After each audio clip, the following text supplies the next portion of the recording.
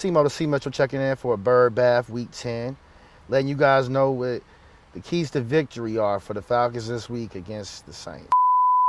Shout out to my alma mater, Stevenson High School, for winning their region. And also, shout out to Tidy Jones with Atlanta Bird Game. For one, he supports my content. And for two, I use their breakdown for game footage this week. As we play the Saints this week, they have an aging defense. Now, the Saints aren't particularly good on offense, but they are good at running the ball. And that's where I expect them to attack us. We're going to get a heavy dose of Alvin Kamara, and they're going to have Taysom Hill back this week. In the first game, both of those guys hurt us. Kamara can hurt us running the ball and out of the backfield as a receiver. And Taysom Hill, a really dynamic player. There's not a lot of players in the league that can line up all over the formation, line up as a tight end, but then also as a running back, and then be able to throw the ball if you need him to as well, too. So our linebackers are going to have their hands full this week, especially because Chris Olave is out with a concussion. I think it's going to be a real big positive that we're getting Troy Andersen back. Both him and Grady Jarrett said that they're definitely going to be playing this week. Our defense is better when we have Troy Andersen out there. He's better in the open field as a tackler. He closes the distance on the runner better. He can make plays in the backfield. He's always around the ball, and he's even better with the pass defense as well, too. So he just allows us to be more versatile in what we can do. And he opens up things for us with Caden Ellis. He allows us to blitz him more because he can play pass coverage, and we keep using him in creative ways. Blitz around with our linebackers. That was something that was really effective for us this past week that we didn't do in previous weeks. Made them rethink how they were going to do their blocking assignments. It's going to make our team a lot more effective.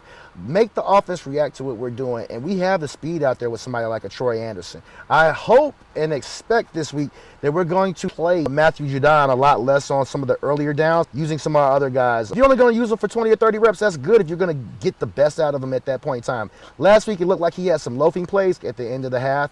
When we were playing Dallas, it looked like he could have been pass rushing a little bit more instead of just sitting there.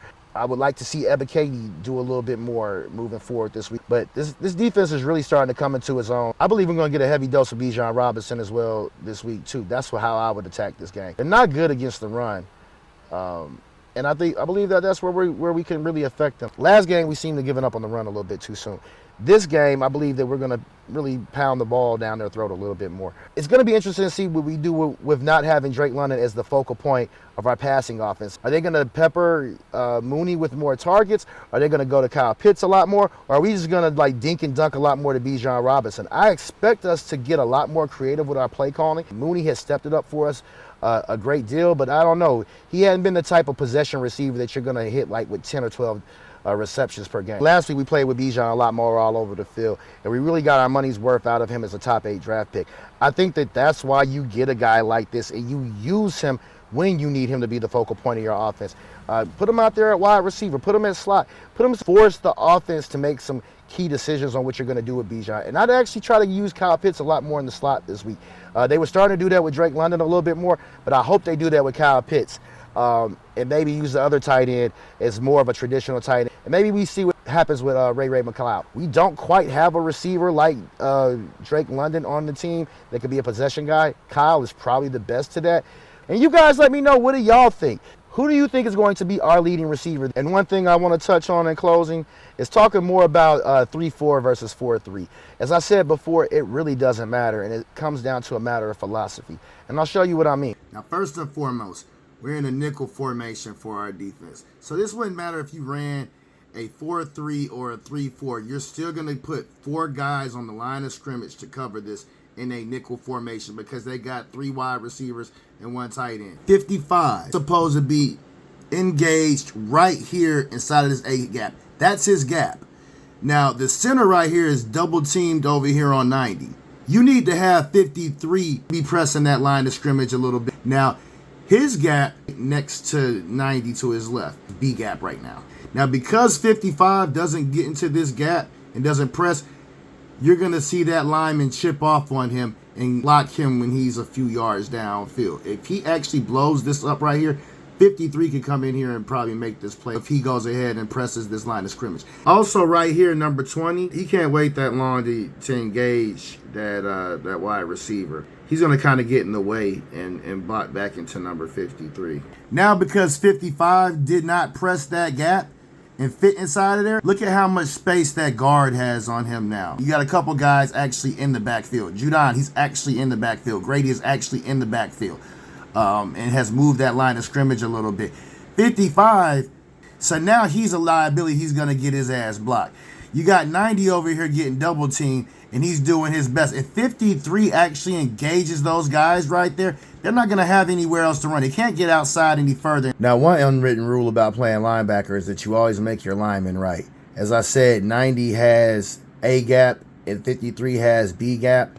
Now that 90 is in B gap, 53 now has to take A gap. 55 is inside of his gap, but now he's not met this guy at the line of scrimmage. And because he didn't, he's created a bigger gap right here on the side next to him. And because 53 did not engage his guy either, look how far down the field they are. There's a Boeing arch right there where our two middle linebackers are. And because these guys don't hit them at the line of scrimmage, they're going to go for another few yards after contact here.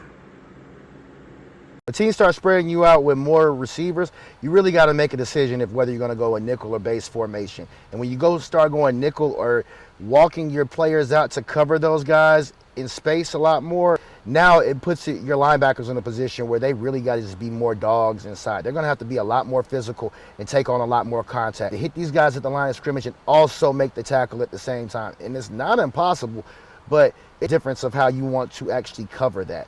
And do you want to move your guys a little around more? Do you want to blitz them a little bit more? And I think you got to change it up. But just having these guys sit back and play more base, how we did before, is not going to be as effective when you have guys who can't just sit there and catch and take on blocks. If you guys are enjoying the content, I want to invite you guys to like and subscribe. It may be small to you, but it's a big thing for us. It really helps out the algorithm, and it allows me to be able to do this a lot more. CMO, Point Game, Yodaversal, checking out Falcons Bird Bath. Peace.